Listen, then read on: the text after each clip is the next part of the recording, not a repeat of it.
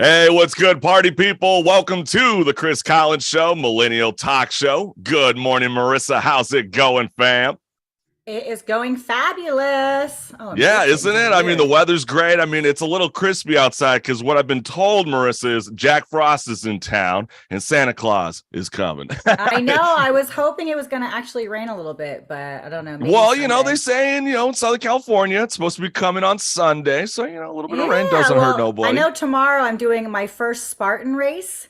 Wow. So I'm really, really, really excited for it. It was in this cold? I think it's supposed to actually rain up there. So it's Lake Passaic, and it's supposed to be really cold and rain. So we will see that sounds how I do. miserable. You go and have your fun. If you think that's fun, then go ahead, do your thing. I think I'm gonna have to stay inside.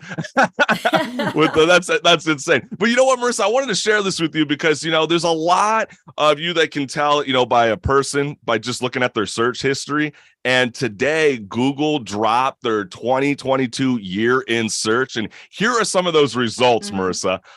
So let me go ahead and show this on the screen for everybody that's tuning in on YouTube Live. So, games, Wordle. I mean, that kind of made me laugh. Obviously, Elden Ring was the game of the year this week. Congrats. It's a phenomenal game. I don't know if you saw what ended up happening during the show, Marissa, with this kid that snuck up on stage when they were giving the Game of the Year awards. No, I didn't see it. Yeah, he said something like, I want to dedicate this award to the rebel unorthodox Jew, Bill Clinton, which was really random.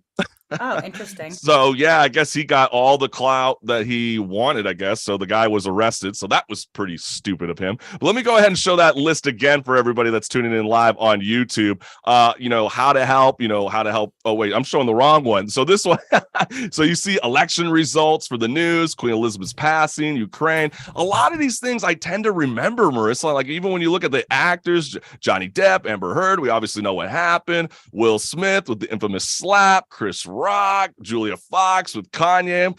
It's just these things are pretty remarkable. And then also we have the list I showed you from before. And who would have thought that Encanto would be number one? Did you think that was going to be number one, Marissa? I know, right? I would not have. Yeah, I mean, so it's very fascinating to kind of like dive deep and see where our headspaces are at. And I mean, that's just kind of a little bit of anecdote fun for everybody out there. But Marissa and I, we are beyond stoked for today's show because our guest on Just Talking is Benny Pough. He is a veteran music industry executive who has shaped the sound and culture for music worldwide for nearly 30 years, delivering radio hits for superstar artists. You might have heard of them. They're, Jay-Z, Rihanna, Travis Scott, Future, just to name a few. I mean, this guy's got a laundry list of kick-ass artists. And also joining us on Strike a Chord is a phenomenal guitarist who's now taken the role as frontman while still playing the guitar. His name is Niro Knox. He's incredible, and he's going to be discussing his debut LP that's currently in the demo process. So we're going to be listening to those tracks, and he's going to be breaking down the whole mastering, mixing for any of you music lovers who might not necessarily be involved with the creative process. Well, we're going to have some fun, and we're going to be talking about that. And I also want to remind everybody right now that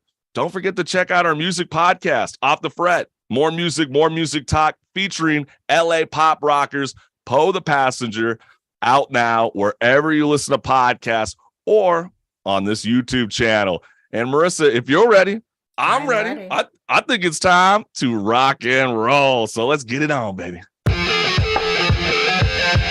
This one's called Say It. I'm beyond livid. That's what's been irking me like crazy. Psycho X. We hope that he grows from this. No, legit. I was trying to figure that out also. Whatever's on our mind, that was something that's been griping. So, I get to just say it. That's my question, Marissa. This is Say It, because whatever on Marissa Pitts and I's mind, hey, we just get to say it, fam. And WNBA star Brittany Griner is back on U.S. soil after being released from a Russian jail in a prison swap for convicted arms dealer Victor Bout, known as the Merchant of Death. So Thursday's swap did not include another American that the U.S. State Department has declared wrongfully detained, Paul Whelan. I'm sure you guys have been seeing it trending on Facebook and Twitter. And in a phone interview with CNN, Whelan said he was happy Griner was released, but expressed disappointment in his continued Russian detention. And you guys know us. We grabbed the comments online. So let's go ahead and showcase one of the more popular tweets, which was, new from the Whelan family. There is no greater success than for a wrongful detainee to be freed and for them to go home. The Biden administration made the right decision to bring Mrs. Griner home and to make the deal that was possible rather than waiting for one that wasn't going to. Also, we had both were convicted in Russian courts and on dubious charges, both serving multiple year sentences in Russian prison. Brittany hates America. Paul served America. Guess which one Biden traded a terrorist to free? Also, we got this one. I bet when Paul Whelan was learning the skills to be a Marine, he never thought that his country would have prioritized him more if he had had a jump shot. And last, hey, dipshits, Donald Trump had 2 years to bring Paul Whelan home, and he didn't do shit. You didn't say shit, so fuck straight off with your performative nonsense bullshit. And, Marissa, I'm not going to lie to you, and I'm going to bring you back on camera. Mm-hmm. I was in the beginning phase kind of, feeling that way. Obviously, we've been hearing this rumor for about, the last 2 or 3 months. And, at first, you start thinking about these kind of things, and you go, yeah, that does sound like a stupid-ass trade. But now the more that I think about this, you know what? The amount of hate over Brittany Griner's trade is extraordinary. And the fact that we're being upset that we're bringing one of our own Americans home, I think is insane now that I think about it, because, people want to, use the whole thing about, hey, she hates America. Well, guess what? Our founders hated the country that they were from. Well, no one, she doesn't hate America. She hates policies of America. But she's never came out and said, I hate America and I'm gone. She's never said that. She's not. So the fact that anybody's perpetuating that is BS. She has issues with our society, and rightfully so. I have issues with some stuff, but she's never been anti-American as far as not wanting to be here. So I'm glad we brought her home. Yeah, I absolutely agree with you. And I think, what people need to remember is what our founders here in the United States, they fought to get away from the country that they hated. Because if you talk back about the government, you might get the death penalty. Well, that's when the Constitution came involved, and you have the freedom of speech to talk all the shit you want in the country that you live in. If you're upset about it, obviously like Griner was at one point in her life, I bet she has a whole different philosophy. Who hasn't been angry at her own country at one point and then turn that philosophy around? And what's also pretty interesting too, which is a lot of those conservatives that I was kind of showing just now with the tweets. I love how they try to use this opportunity. Even Donald Trump on Truth Social was even going off about how he thought it was the worst trade of all times. Well, guess what? You didn't do anything during your time and when you were president of the United States. So what are they tooting their horns about, Marissa? Well, I think it would have been nice if both could have been traded, because that's pretty serious. Absolutely. Arms dealer that we just sent back into the world. This is actually pretty bad. They did commute. They're both 10-year sentences left, because he had 25 years and he only had 10 years left to serve. He already served 15 in our penal system. Griner was obviously given a 9-year sentence. So as far as the trade is concerned, it was equal sentencing for equal sentencing left. You know what I mean? One of the other differences too is that we still have to try to figure out how to get him home. And then who else are we going to trade for that? Who else do we have that Russia wants that they feel is a comparable trade? It sucks. But that's absolutely. How you deal with and other countries. I think one of the struggles, and I could be wrong saying this, but it's just my thought process. There has been reports that Russia views Whelan as a spy. So maybe that's what he was convicted of. It's not that they view him he was convicted of spying for Russia. Right. So they want. Thanks for the correction. Yeah, they want a much a better deal to trade somebody who they consider a spy. Now, granted, those are considered trumped up charges. I am not saying he was a spy, but that is what he was convicted for. Yeah, absolutely. And, obviously we pray for the Whelan family. We hope that he gets home safely. And again, I just want to remind the CCS family, you shouldn't have that mindset just because you think, she's a dumbass. Yeah, I thought the same thing. Obviously Russia has those laws where you can't be smoking the devil's lettuce in their country. And obviously she left it in her bag. She brought it in. Yeah, I guarantee you she's definitely regretting it now to this day. And she's going to be reminding a lot of people moving forward. But the fact that you're going to use that on her, I think is poor judgment on people's end if that's how you feel with the bad trade. And you should be always supportive when anybody gets wrongfully detained, when they come back home and they're here in America. And congrats, Brittany Griner. I'm glad you are back with your wife and things are looking good. But I want you guys to all stick around because we got so much more left on the Chris Collins Show, Millennial Talk Show.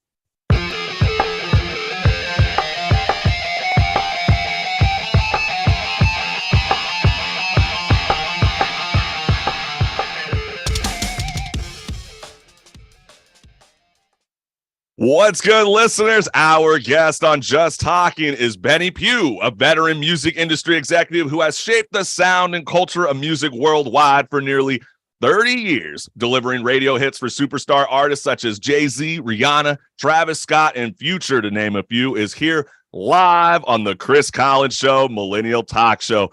How you doing, Benny? What's the word?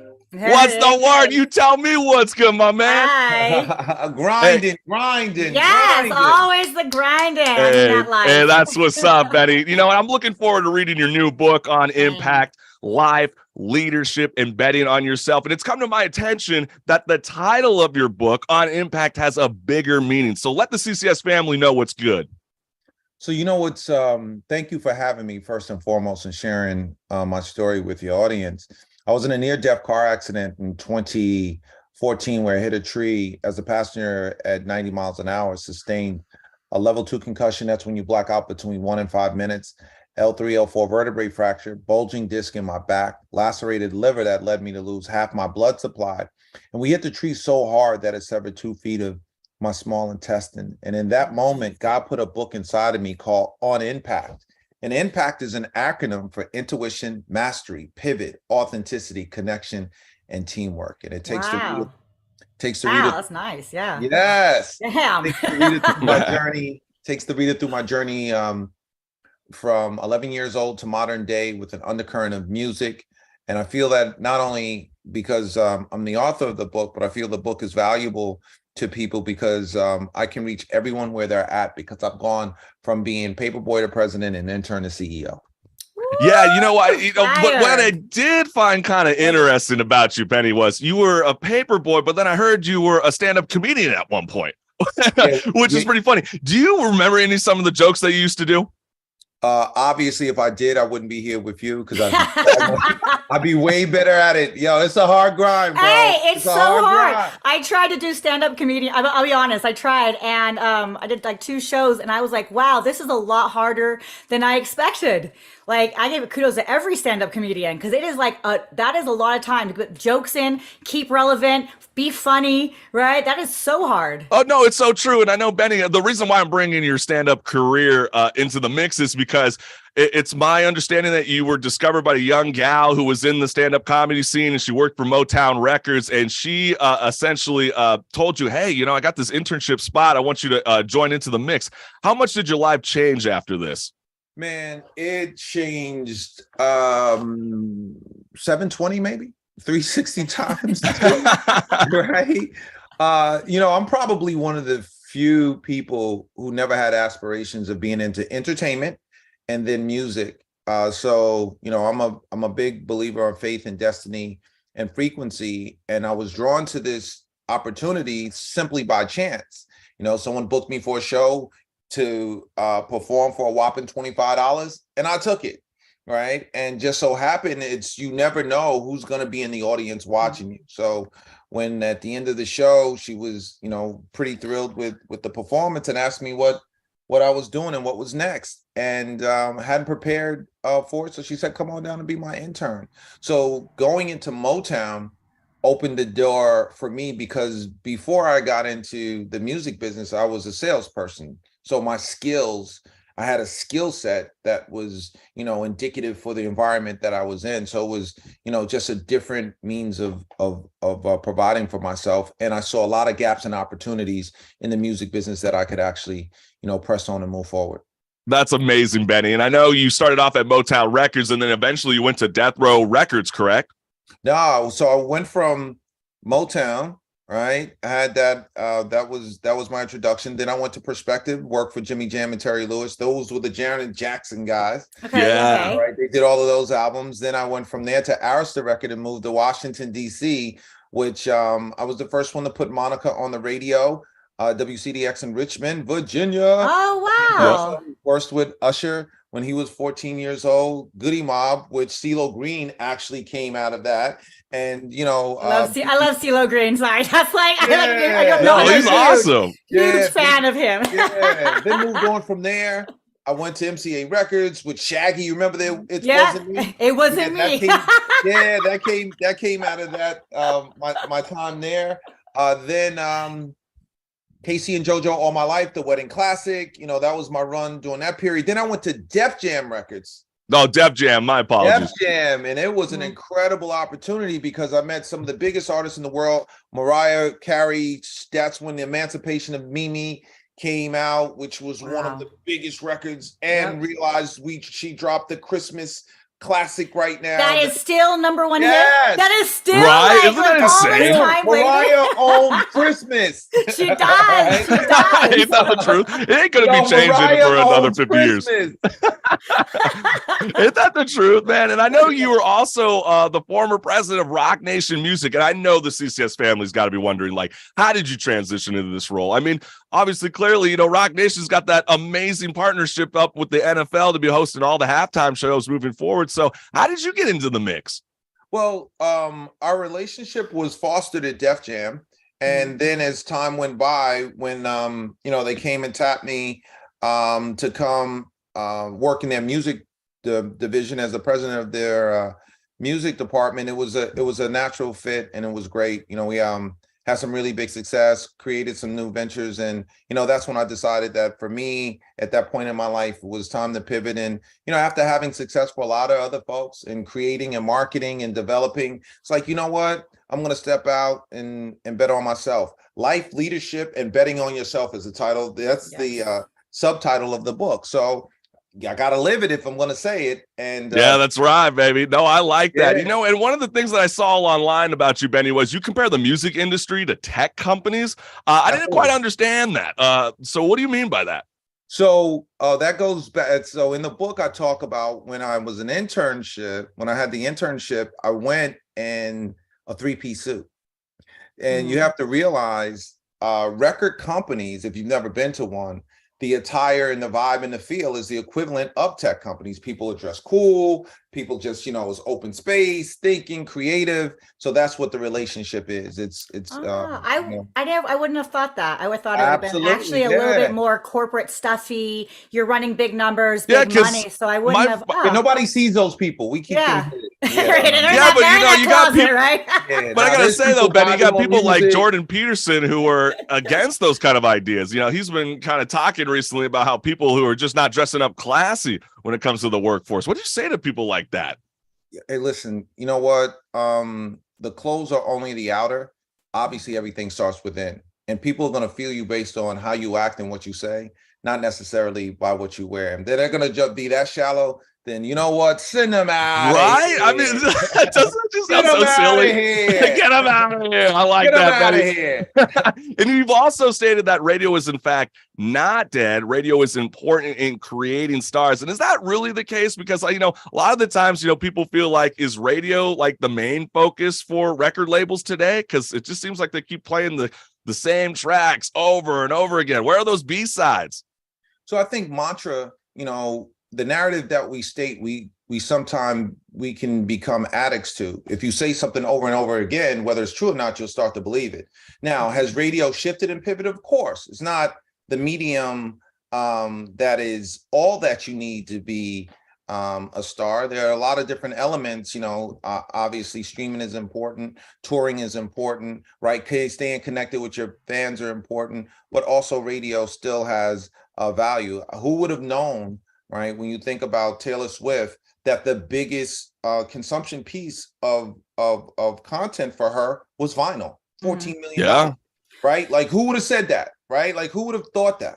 So most people will go, God, vinyl's dead. Like nobody's doing vinyl. Nobody cares. Like get it out of here. Well, there are obviously she's one of the biggest artists in the world. It's a different recipe, but it's equally important to know that there's still value in all mediums. And just because you kind of went on the Taylor Swift vibe, how do you feel about her Swiftie fans suing Ticketmaster because of dynamic pricing? Yo, dude, I don't want to say nothing. Can we go to another topic? Like you gotta, you don't want to faux pas. You don't want to do anything. Yo, really, you don't want to say nothing about it? Yo, you don't have any kind of outrage over Ticketmaster Live Nation? Nation? It wasn't me. It wasn't me. There's so many other things we can talk about in the news. I don't know if I'm prepared. Let's shift. We'll move on. Okay, fair enough, Betty. But you started off as a promoter and then later morphed into structuring deals with artists. And do you view artists going independent more than ever today as like a disservice to their musical career compared to finding a record label to represent you? It's kind of back to the question, is radio dead? What we are in a cycle and understanding and in a time is that you're able as an artist to figure out what's the best fit for you. Mm-hmm. If you roll back 20 years, it was one size fit all, right? So, and that was the major label. But now the major label doesn't really necessarily want you if you've not put in the work, right? Because if you can't create a fan base on your own, then who are we to, right? They don't do artist development in the traditional old school way of bring them in, get them dressed, the other songs, right? Mm-hmm. Artists now have so much control of who they are. And if they're not able to at least get traction, you can't get your mom, your dad, your cousins, your high school friends to at least stream a couple tracks, then you're not ready.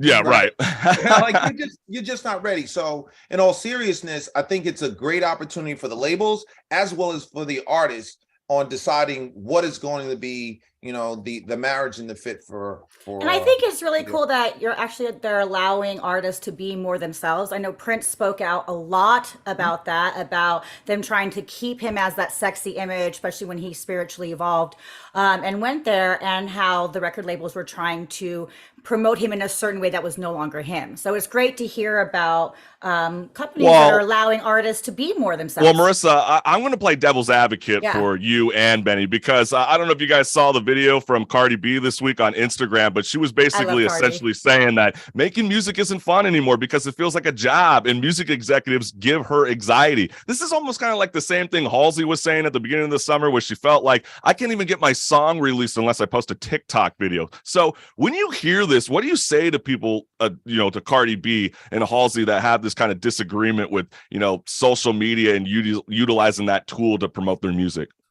I mean, not knowing, let's be real, we don't know what, how long this anxiety has been building, but hundreds of millions of dollars later, she can have that position, right? Yeah. Thank you. That's right. I was just about to say that. I was like, when you got that kind of a clout. Yeah, when you're one of the, once again, one of the biggest artists in the world, bringing in, 8-figure salaries, then, hey, listen, if that's how you feel, that's how you feel. But for everyone else, it might just be a different observation, on how they proceed forward. You might want to make sure that somebody's involved in giving you the direction that you need to hopefully become a Cardi B. Mm-hmm. Gotcha. Okay, that makes sense. I hear you out on that. And Benny, let's dig into the mind of a music executive. So how do you determine whether a prospective artist has the itch to be great? Ooh. So the piece of determining who it is so subjective, is because it's a vibe frequency thing. After you put it all, the talent together, like if you don't sound good, then it's probably not going to happen. If you don't perform good, it's probably not going to happen. If you don't have the confidence, it's probably not going to happen. But when you come with all of the things that are valuable, right, for your artistry, and then you see it, you connect with it, because it's not always going to be about analytics, right? Every star is not, when you discover them, on a trajectory of like millions and millions of sales. It's sometimes being able to look at someone, talk to them, feel their passion, and understand they may not be it today, but you're definitely going to be it tomorrow.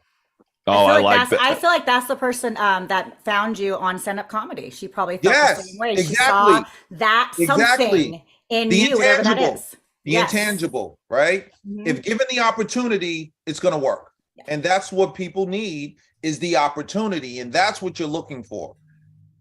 Absolutely, Benny. I know, being in the music industry for over 30 plus years, has anything changed from the 90s to now when it comes to discovering new talent?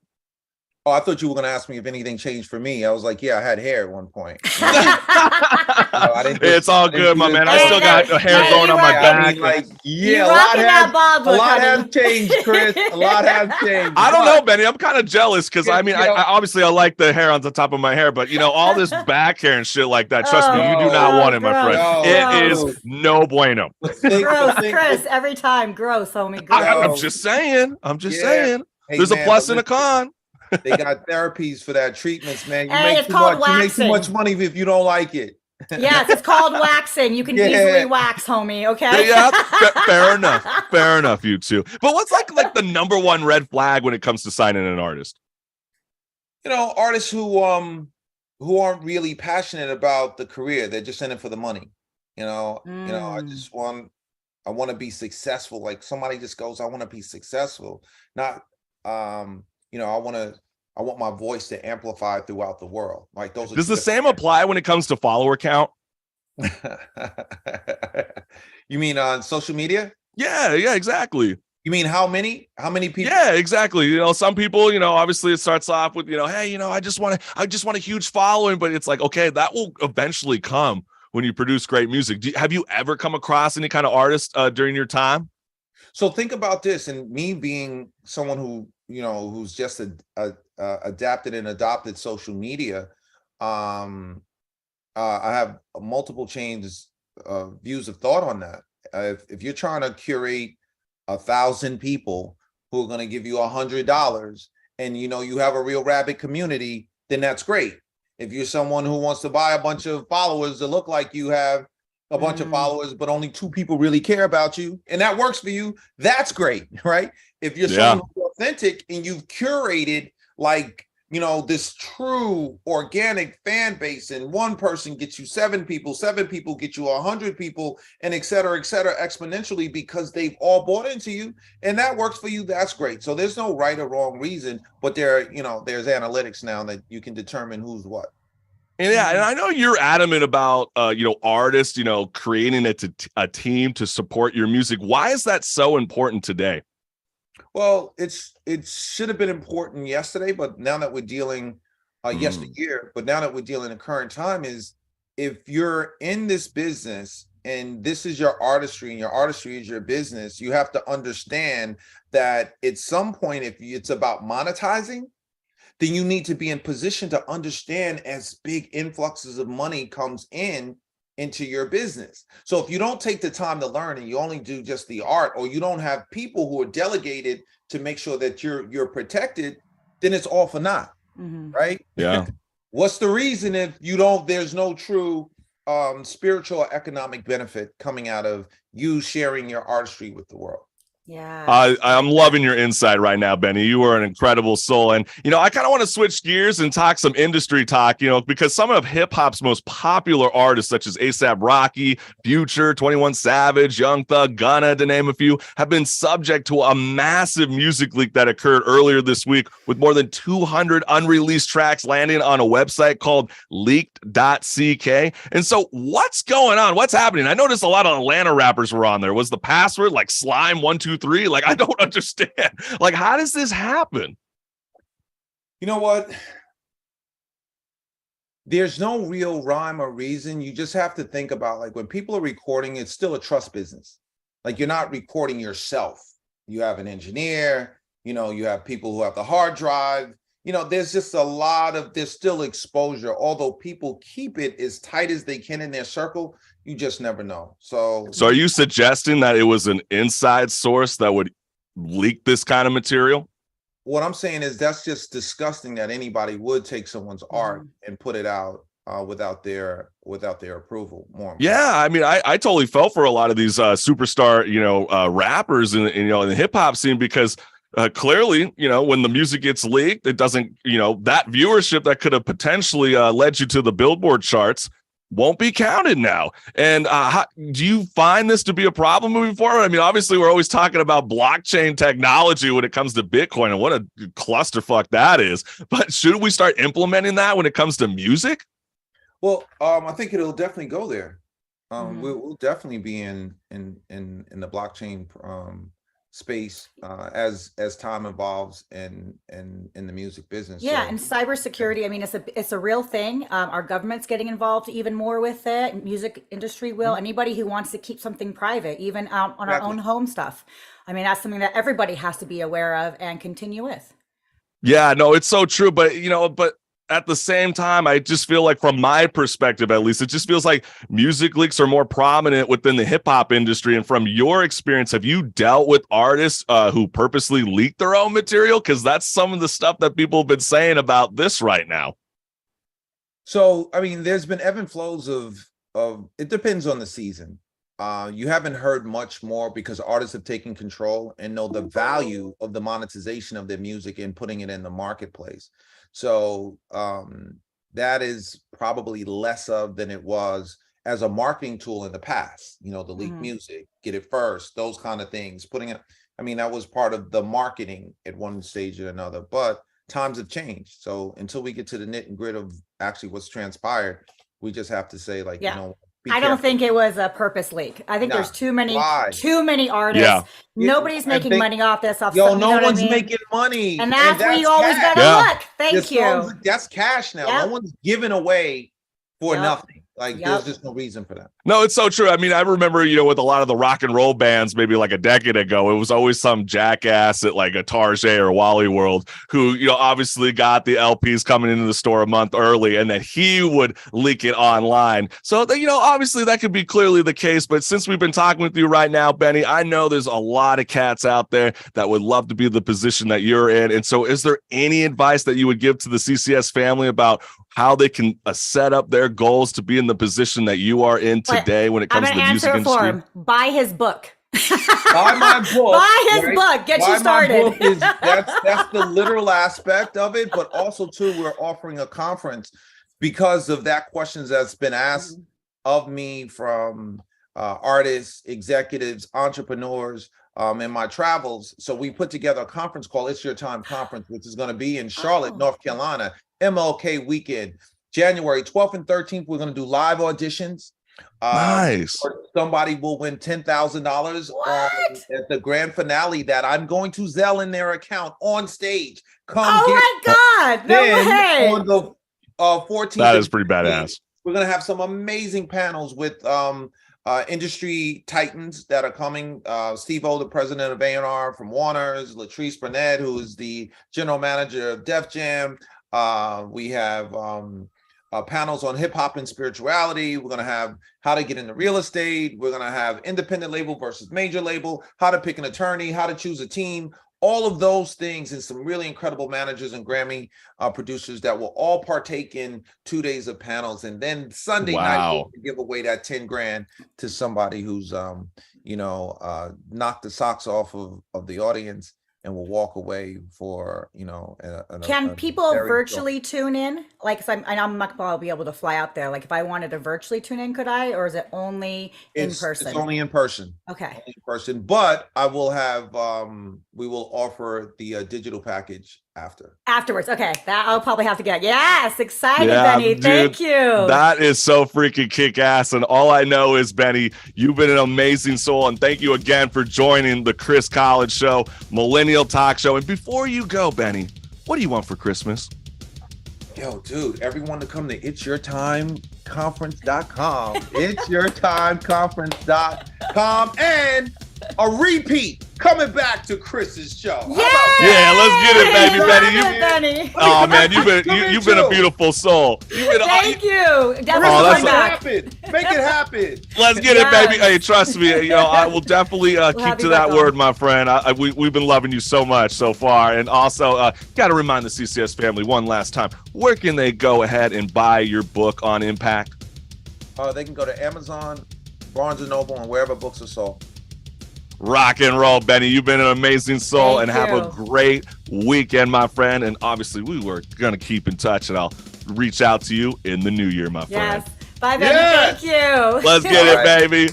And This for is everybody great. that's on the Chris Collins Show, Millennial Talk Show right now, stick around because we got so much more left here on the Chris Collins Show.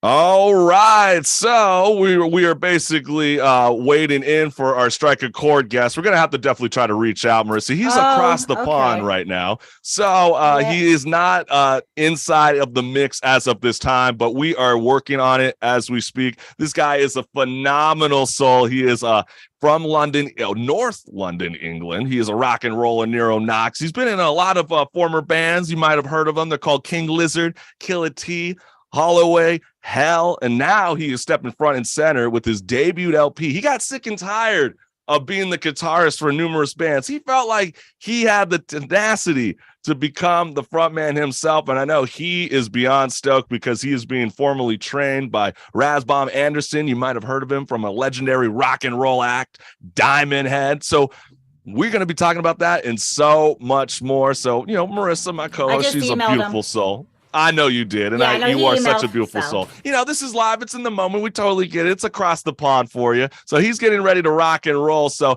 I kind of figured, Marissa, we could kind of maybe play some of his one of his demo tracks now. So I put together. Well, Niro Knox has been amazing soul. He was actually super kind enough to be able to send us over the demo tracks from his album, which you can pre-sell on his Kickstarter. Just type in Niro Knox Kickstart, and you're gonna definitely find the Lady Locks hair. I wish I had hair like that. I bet Benny does. You do on your back. I do on my back. That's right, Marissa. That's really, really funny. And also, I know he really wanted to express to everybody that, if you want to get that authentic rock sound, it's not cheap. He doesn't want to delve into this whole drum samples. He doesn't want some cheap ass engineer to come into the mix. He wants professional people in the industry to make this album happen. And I know he has got very big ambitions. He's going to be trying to record drums at Abbey Road, or it might be Fiction, but we put together a really cool lyric video for Niro Knox here on Strike a Chord. So this demo track, believe it or not, when I say demo track, I'm always amazed because it already sounds like amazing compared to some of the artists that you hear it on the radio today. Like it's really, really well done. And I'm excited to share that with you guys right now. This demo track is called Bad Times right now here on Strike a Chord.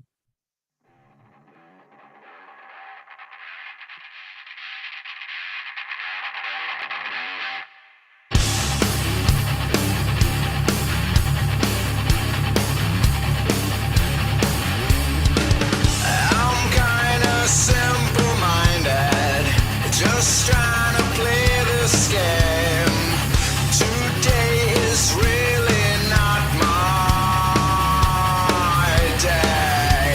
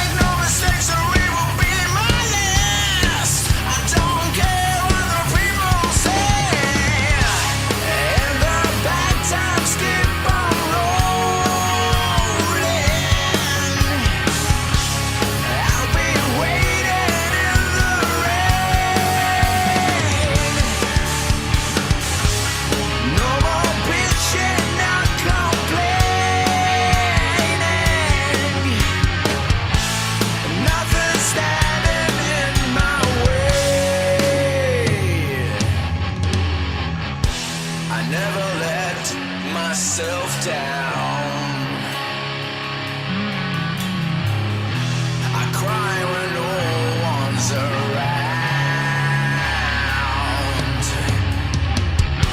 to take the pain away and live another day when all I really want is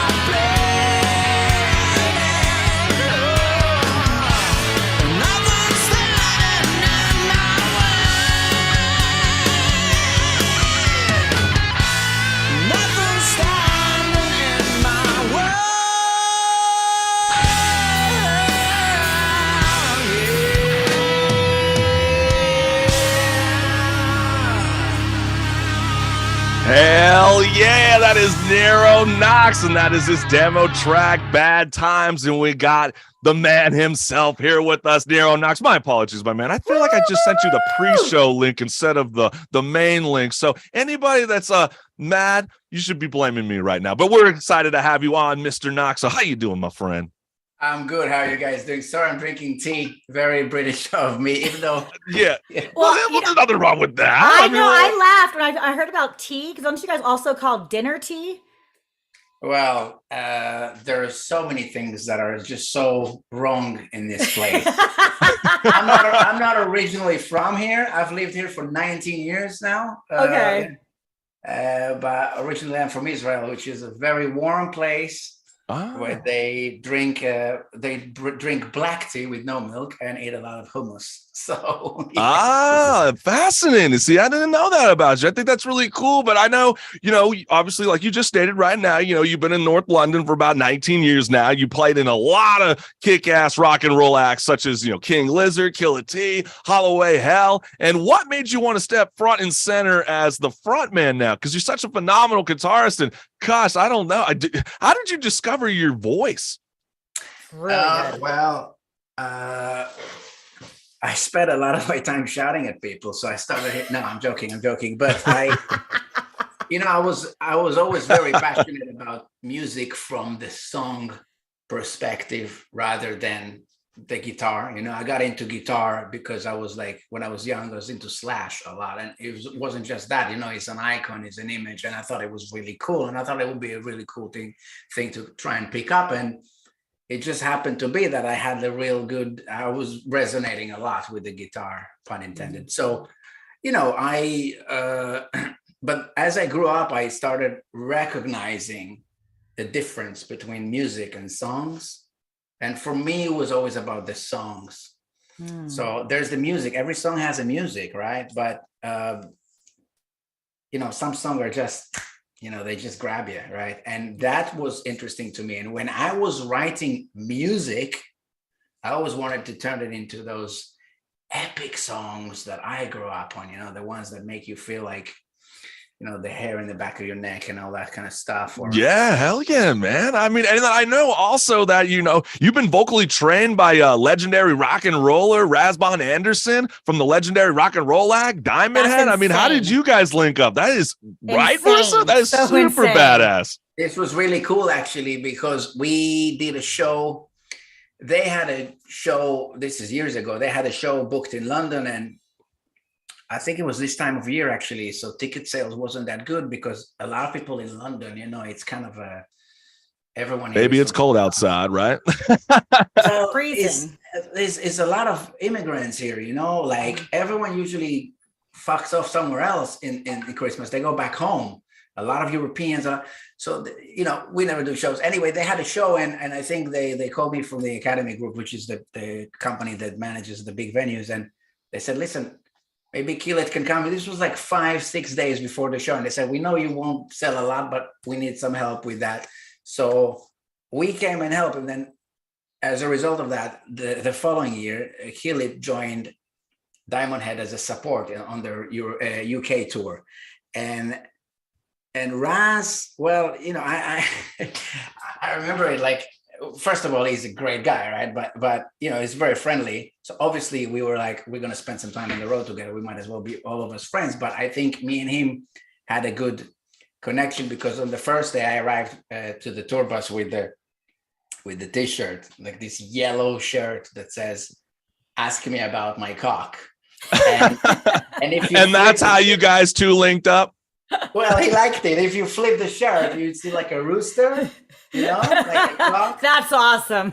That is.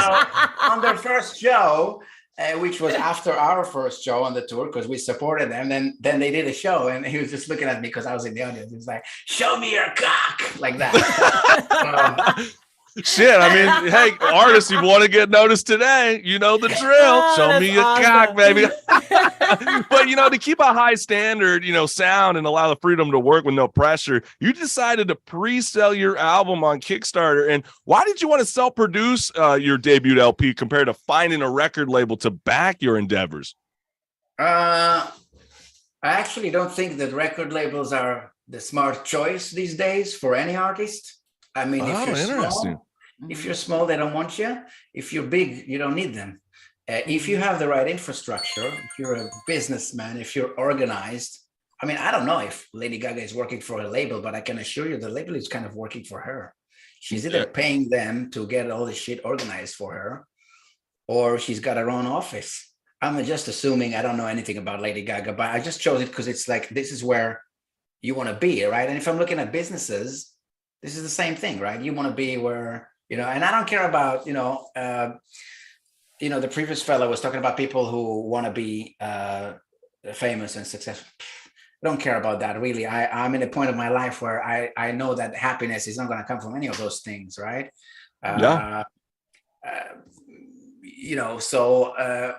So you're basically saying you're making music that you like, and you're not necessarily concerned or don't really care to, you know, try to induce your music onto somebody. If they like it, they like it. Is that what you're saying? Sure.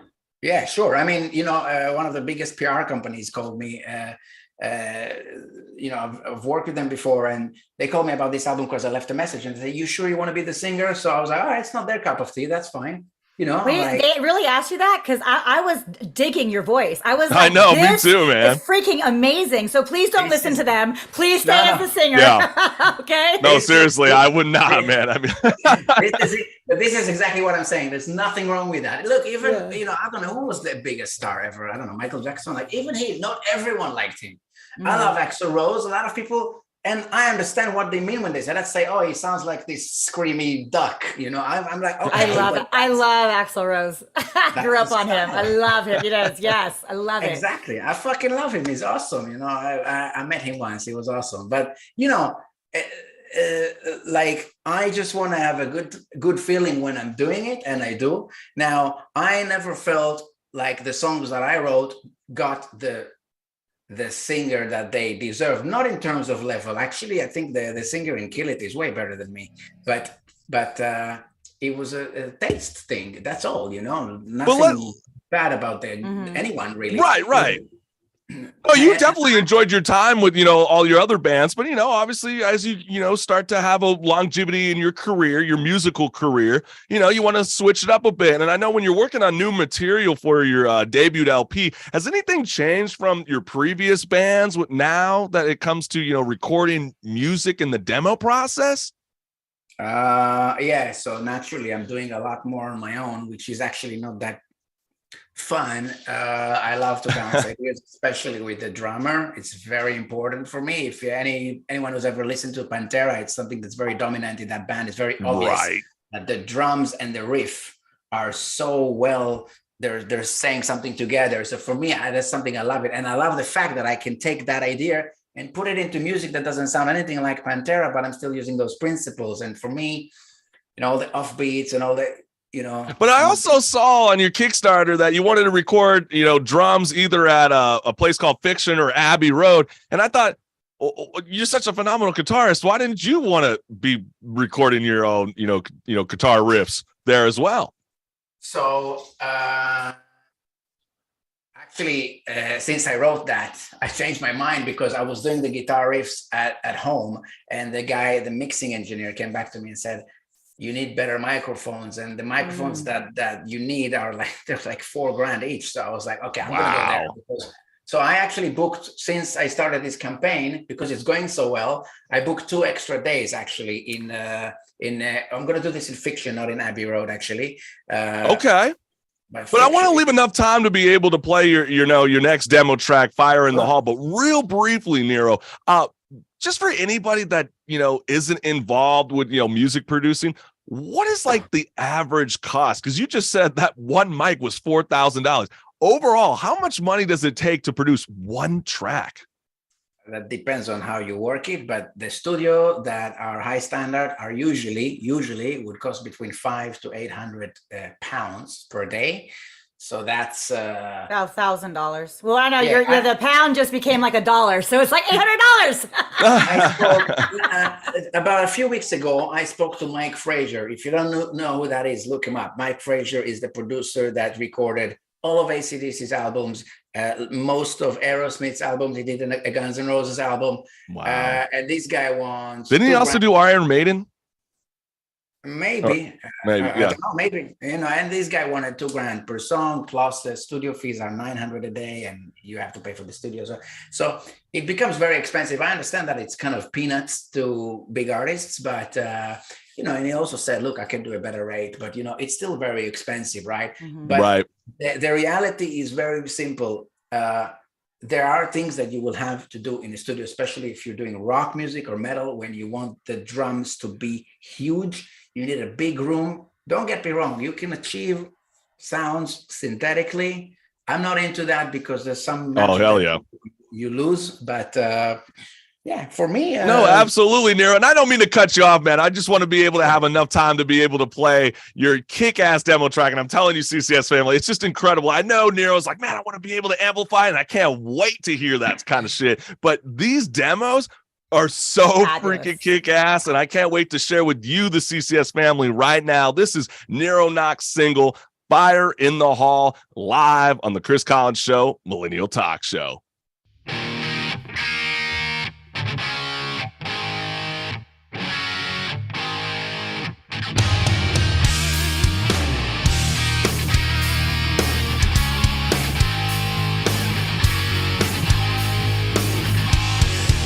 It's been a hard, long week, and I've been sweating blood.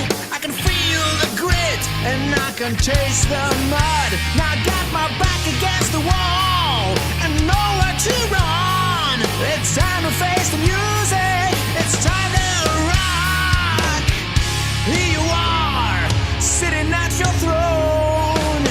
I'm coming fast in your direction. Those wasted years, I never told you so. I guess it's time for my confession. I ain't just staring at the wall. I'm here to take it all. Can smell the fire in the hall, and that's the day you fall. Every day is the same old choice. Gotta move, cause there's nowhere to hide. Just keep running, there's no turning back. I gotta bring it to stay alive. I don't wanna survive, no. I wanna live my life. You better not try, no. Don't try and stop me now. I ain't just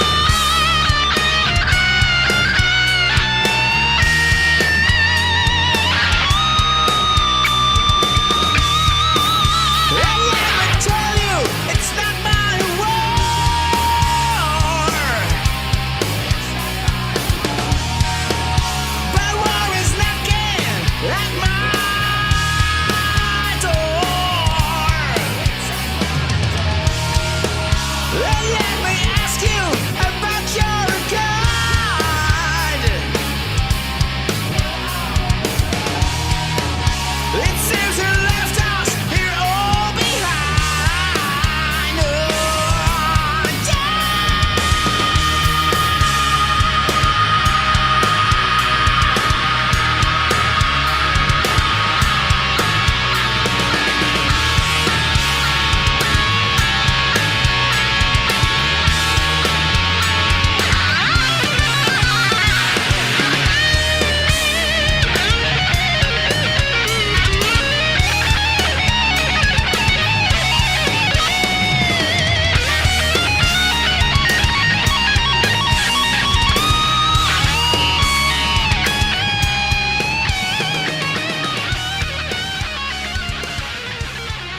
Oh, yeah, that is what's good. That is Niro Knox, and that is his demo track, Fire in the Hall. And support him, man. He's such a kick-ass artist. You can go to Kickstarter.com. It's not that hard to spell in Niro Knox, and you'll be able to support him. And there's so many fun tiers, systems, and all that kind of fun jazz, rewards, and etc. And we're running out of time, Niro, but my man, I definitely want to revisit this conversation in the new year when the album's out. And congrats moving forward into the new year, my friend.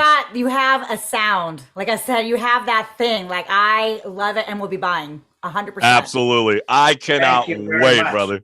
Let's Where keep you in guys- touch, brother. I'm gonna come down and tour over to your area. Yes! Come Let's to get it, baby. LA, Keep us come to posted. LA. Yes, love it. All right, guys, have a good one. Big love. Hey, you too, brother. Thank you. Ciao. And for everybody that's on the Chris Collins Show right now, stick around because we got more left.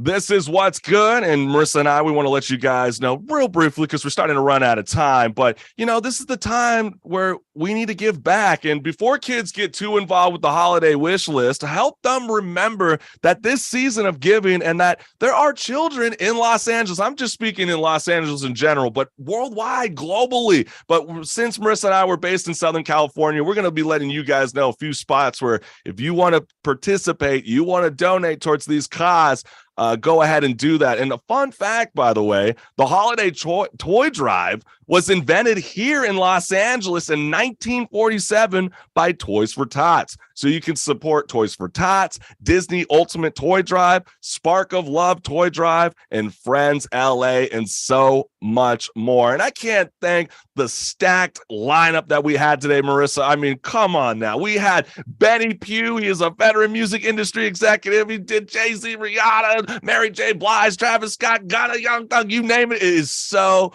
badass. And we also got to thank the phenomenal London cat himself, Niro Knox, discussing his debut LP that's in the works right now. And I want to remind the CCS family to not forget to check out our brand new music podcast, Off the Fret, more music talk, featuring LA pop rockers, Pough the Passenger, as our 7th installment. You can check it out wherever you listen to podcasts or on this YouTube channel right after this live show. And also, we got an amazing season 13 finale. So we got the one and only, this guy, man, it's incredible. He got an amazing write-up on the Rolling Stone. His name is Demi the Daredevil, and he's going to be sharing his brand new EP with us. And if you like what you're listening to, go ahead and hit the subscribe button right now and click on the bell so you never miss a live show. And if you like what you're listening to, go to thechriscollinsshow.com and become a member today and get that free CCS t-shirt. For now, enjoy the weekend, fam, and Marissa and I will see you for the season 13 finale.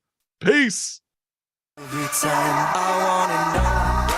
What's good? It's Chris from the Chris Collins Show Millennial Talk Show, featuring alternative pop rock band Pough the Passenger, amassing over 1 million streams with their debut LP, Alinea, joins Off the Fret. More music talk.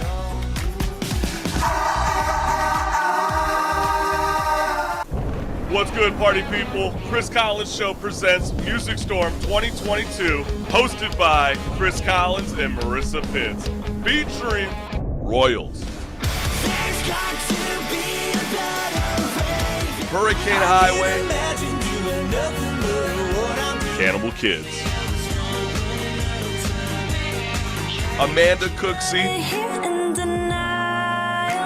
Astoria State, Kid Dad, Resounding, Sleep Cycles, Avenues, Freckles, Weather Worn, Just True, Sophia Marie, Music Storm 2022. Available wherever you listen to podcasts. Our brand new podcast, Off the Fret. I love it. It's more time to chat. Hello. You would look Can you so hear me? jazzy. I love your outfit. How far would you go to start playing live music again? This slaps harder than my ex when she got her stimulus check. So, are you here to bring the sexual healing with your music? Called Everything is Everything, and I guarantee you're going to hear this song in the future. I love the flow, man. Politically charged album. So, if you get easily offended, this might not be the album for you. Brand new podcast, Off the Fret. So excited. Has Kim Kardashian accidentally sent you a coochie shot? Do you want to stay there? It's completely your choice. Or you want to... I feel you. And you know what? I love it. Off the Fret. More music talk. Peace.